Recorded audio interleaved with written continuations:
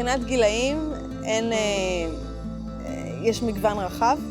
אני חושבת שהכי צעירה שהייתה אצלי הייתה בת 23, משהו כזה. הכי מבוגר, באזור 60 פלוס. כך שמבחינת גילאים, כל גיל הוא גיל נכון, כל גיל הוא גיל טוב.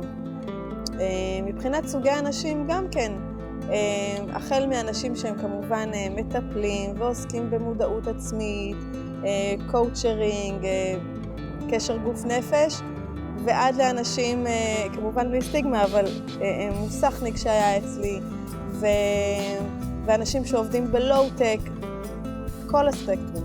מנהלת במשרד עורכי דין, בת 38, מתל אביב. הגעתי לאודליה במקריות גמורה מאחד מהסדנאות שהיא העבירה. מצאתי עניין, מצאתי שזה מאוד מסקרן אותי, ומצאתי שכן אני נמשכת לתוך העולם המיוחד הזה, ואמרתי אני נעשה קורס, והגעתי לאודליה. אני אודליה כהן גרין, אני מתקשרת, מאמנת ומנחת סדנאות.